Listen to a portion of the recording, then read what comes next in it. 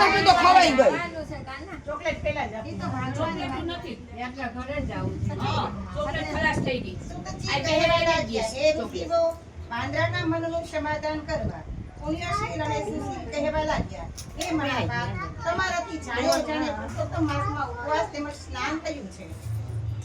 તેને ફળોને જમીન પર ફેંકેલા, તેથી ઘણા જનો તે ખાઈ તૃપ્ત થયેલા. વળી ઝાડ પરથી પડતા તીર્થમાં જ 5 દિવસનું સ્નાન થયું, તેથી તમે પુણ્યશાળી થયા છો. આ સાંભળી હવે જતી ગયો. હવે જતી ગયો. ફળો ફૂલો વગેરેને નમ્યો તે મહેમાનમાં બેસી ગોલોકમાં ગયો. આ સાંભળી નારદે નારાયણને પૂછ્યું, હે પ્રભુ, તમે દિવસના પ્રથમ ભાગમાં કરવાનું અવની કહ્યું, પણ બીજા ભાગમાં શું કરવું તે કહો. ત્યારે નારાયણ કહેવા લાગ્યા, પ્રાતઃકાળમાં કરેલું કાર્ય વિધિ પ્રમાણે કર્યા પછી મધ્યાહન સંધ્યા કરી તર્પણ કરવું. દેવતાઓ, મનુષ્યો, પક્ષીઓ, સિદ્ધ, યક્ષો, નાગ, દૈત્યો, રાક્ષસ, પ્રેત, પિશાચ અને સર્પોની હોય ને અન્ન ચાહતા હો તો તેના સ્વીકાર કરો. કંઈ 5 મહાયજ્ઞ કરવા, કૂતરા તથા કાગડા તેમજ પ્રાણીઓને બલિદાન આપવું. પછી ગાય ધોવાય તેટલી વાર અતિથિની રાહ જોવે, અતિથિને વિધિ પ્રમાણે ભિક્ષા આપવી. પછી શાંત ચિત્તે જમવા બેસવું. ભૂપતિને નમું છું, ભૂપતિને નમું છું, ભૂતોના પતિને નમું છું એમ કહીને બલિ આપવી. પછી ધર્મને ચિત્રગુપ્તને ભૂતોનો બલિ આપી કહેવું, કોઈ પણ ઠેકાણે ભૂખ અને તરસથી દુઃખી પ્રાણીઓ હોય તેને દુઃખી માટે આ અન્ન સુખરૂપણે ખૂટે નહીં તેવું થાય. કહી ઓમ ઉચ્ચારણ કરી પ્રાણાય, અપાયાન, વ્યાયાન, ઉદાનાય, સમાનાય આ પ્રમાણે બોલી 5 આહુતિ આપી. ને જીભ અડકે નહીં તેમ 5 ગોળિયા ખાઈ જવું. શાસ્ત્ર વિરુદ્ધ અને નિશ્ચિત પદાર્થ ખાવા નહીં. પછી મુખ પ્રક્ષાલન કરી 16 કોગળા કરી શુદ્ધ થઈ પેટ પર હાથ ફેરવતા બોલવું, અગત્ય, કુંભકર્ણ, શનિ, વડવાનર, યજ્ઞ, અગ્નિ અને ભીમ મારા પર પ્રસન્ન હો. પછી કૃષ્ણનું નામ સ્મરણ કરવું, આચમન કરી પાન ખાવું. પછી ભગવત સ્મરણ કરવું. તે પછી ધંધાર્થે બહાર જઈ પાછા આવી હાથ પગ ધોઈ સાયન સંધ્યા કરવી.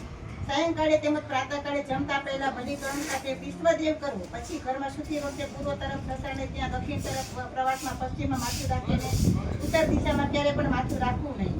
શાંતિથી નિંદ્રા આવે તે સારું અગત્ય. માધવ, મહાબળવાન, મુચકુંદ, કપિલ, અસ્તિ મુનિના સ્મરણ કરી ગારુડ મંત્ર પોતાનું રક્ષણ કરે. માથા આગળ જળપાત્ર રાખી નિદ્રાવશ થવું. પર્વકાળ વ્રત પ્રયુક્ત નિયમ વર્જ કરી બીજા દિવસોમાં પોતાની પત્ની સાથે રમણ કરવું. છેલ્લે પ્રહર વેદાભ્યાસમાં ગાળો. ધર્મ અને નીતિનું માર્ગમાં ચાલો. ઇતિ શ્રી બૃહદારણ્યક પુરાણમાં પુરુષોત્તમ મહાત્મ્ય કથાનો 29મો અધ્યાય. શ્રી કૃષ્ણ પુરુષોત્તમ ભગવાન કી જય. શ્રી કાઠા ભગવાનની જય. કાઠા ગોરમાની વાર્તા. પવિત્ર પુરુષોત્તમ માસ આવ્યો. ભાવિક સ્ત્રી પુરુષો પુરુષોત્તમ મહિનાનું પુરુષોત્તમ ભગવાનનું સ્મરણ કરતા નદીએ નાહવા જાય છે. નાઈને કાઠા ગોરને પૂજે છે. પુરુષોત્તમ મહિનાની કથા વાર્તા સાંભળે છે અને મુખ્ય પ્રભુનું રટણ કરતા કરતા ઘેર આવે છે. આખા ગામમાં ભક્તિભાવ ઉભરાય. સાસુઓ નદીએ નાહવા જાય છે. દેરાણી જેઠાણી નદીએ નાહવા જાય છે. નણંદ ભોજાઈ નદીએ નાહવા જાય છે. कथा सुनाई जा रही है। નાહવા જાય છે. એક ગામમાં એક સ્ત્રી રહે છે. તેની બે દીકરા છે, બે વહુ છે, છતાં જલ્દી જુદા રહેવું પડે છે. बहुत शांति से सब लोग सुन रहे हैं। અરે વાહ, પુરુષોત્તમ ભગવાન કી જય.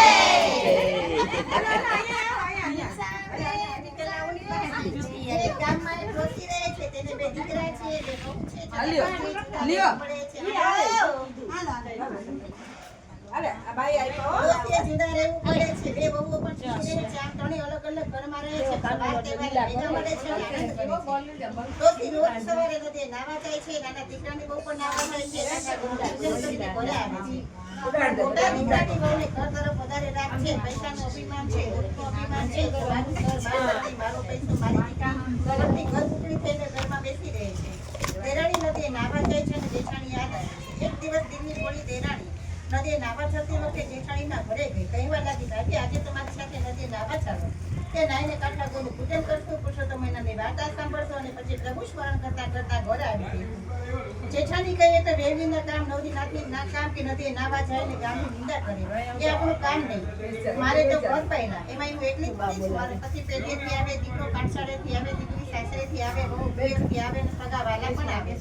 વળી મારે તો કપાળે ટીકો, કાનમાં ટીકો, જોતું, પારણું, કમર વલોણું, કદબત્તી, ખીચડી ને સુવાવડી દીકરી. આ બધામાંથી હું ક્યાં આવું છું? માટે ભાઈ તમે તમારી વ્રત કરો, મને નવરાશ જ ક્યાં છે? દેરાણી ના સાંભળીને દુઃખ થયું છે તો સાસુ પાસે દોડી ગઈ અને બધી વાત કરી. સાસુ કહે જેને ભગવાન સુખ આપે છે તે ભગવાનને ભૂલી જાય છે. ભગવાનની ભક્તિ વિના જન્મારો એડે જાય છે. એવું તારે તમારી જેઠાણી સમજે તો સારું છે, નહીં સમજે તો જેવું તારું રાખજો. દેરાણી તો રોજ નદે નાહી કાંઠા ગોળે વાર્તા સાંભળે છે અને જેઠાણી ઘરની આસના વાસનામાં ઢીંચી આવતી નથી. કાંઠા ગોળ દેરાણી ઉપર પ્રસન્ન થયા, જેઠાણી ઉપર કોપાયમાન થયા.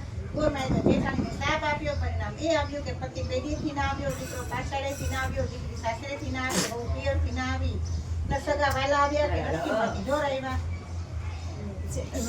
નસીબમાંથી જોર આવ્યા, જોતા કારના અટકી ગયા, ગમે ચાલતા બંધ પડી ગયા. આમ બધું ઊંચું થવા માંડ્યું. આવું જોઈને જેઠાણીનો જીવ ઊંચે થઈ ગયો.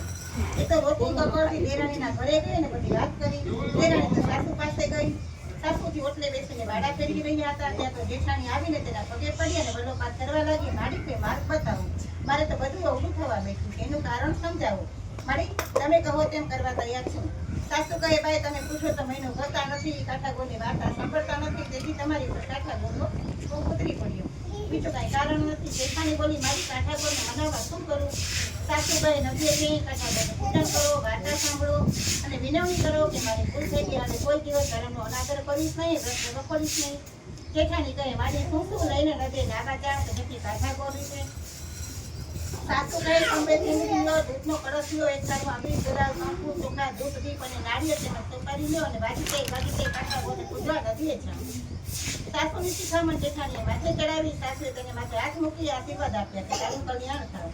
દેરાણીને પણ સાસુએ આશીર્વાદ આપ્યા અને દેરાણી જેઠાણી ચાલી નીકળ્યા. ઘર જઈને જેઠાણીએ પૂજાની સામગ્રી તૈયાર કરી. ત્યાં સુધીમાં દેરાણી ડોલીને બોલાવી લાવી. પછી સારી સ્ત્રીઓને નદીએ લઈ જવા તૈયાર કરી.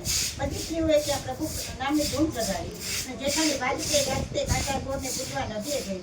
જેઠાણી નદીએ આવીને પુરુષોત્તમ ભગવાનનું સ્મરણ કરીને હરખભેર નાહી અને પુરુષોત્તમ ભગવાનને ક્ષમા યાચી કે હે પુરુષોત્તમ ભગવાન, હવે હું વ્રત ઉપવાસ કરીશ, મેં વ્રતની અવગણના કરી, તે માટે ક્ષમા આપો. એવી જ રીતે કાંઠા ગોળને પણ કાલાવાલા કર્યા. પછી તેને કાંઠા ગોળની વાર્તા સાંભળી અને વિધિપૂર્વક કાંઠા ગોળનું પૂજન કરી, ખીચડી ચડાવી, થોડો પાડીને માટે પ્રાર્થના કરવા માંડી કે હે ડોલીમાં, તમારે તો મોટું મન રાખવું જોઈએ. હું બાળક છું, અજ્ઞાન છું, કદાચ મારાથી ભૂલ થાય તો તમારે તેને સુધારવી જોઈએ. માણસ માત્ર ભૂલને પાત્ર છે. અરે મારી છોરું કચરું થાય તો માવતર કમાવતર ન થાય. માવતર બાળકના બધાએ દોષ ઢાંકી દેવા પડે. હવેથી નિરંતર કર્મ ધ્યાન કરીશ અને સંસારમાં બહુ રચી પછી નહીં રહું. જેઠાણી શ્રદ્ધા પેટી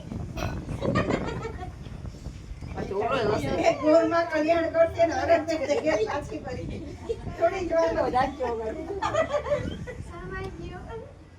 આ બેઠા બેઠા મને વળી ક્યાં ના કરે પછી આ પછી ઓલું કરે. બિચારાને વાટકાઈ પડી છે તમારે આંખો જોવે ત્યાં.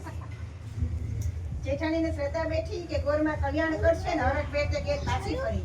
થોડી જ વારમાં તેનો પતિ પેઢીએથી આવ્યો, દીકરો પાછળેથી આવ્યો, દીકરી સાસરેથી આવી, બહુ પિયરથી આવી, સગાવાલાથી ઘર ભરાઈ ગયું. સીમાથી ઢોર આવ્યા, ઝૂલતા પાણા હિંચોડાવા લાગ્યા અને ગમન વલોણા પણ ફરતા થઈ ગયા. માં કાંઠા ગોળ જેઠાણી ઉપર પ્રસન્ન થયા. જેઠાણીને એવી સદબુદ્ધિ આપી કે તેને દરેક અધિક માસ, પુરુષોત્તમ માસ નાહવાનો, વ્રત કરવાનો અને કાંઠા ગોળને પૂજવાનો સંકલ્પ કર્યો. અને બીજા દિવસથી તેને પુરુષોત્તમ વ્રત આદર્યું.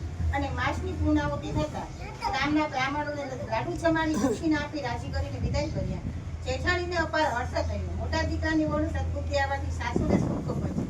અને પુરુષોત્તમ માસ નાહવાથી, પુરુષોત્તમ વ્રત કરવાથી, કાંઠા ગોળને પૂજવાથી કેટલો લાભ થાય તે ગામવાળાઓને સમજાવ્યું. બધા જેઠાણીની વારવા બોલવા લાગ્યા. જેઠાણીએ ત્યારથી ધન વૈભવનો ગર્વ છોડી દીધો અને બધું પ્રભુ કૃપાનું ફળ છે તેમ માની પુણ્યદાન કરવા માંડ્યું. અને તેનો સંસાર સુખરૂપ ચાલવા લાગ્યો. કાંઠા ગોળ પૂજતા પાપ નષ્ટ થઈ જાય, સદબુદ્ધિને સુખ મળે, જીવન સફળ થઈ જાય.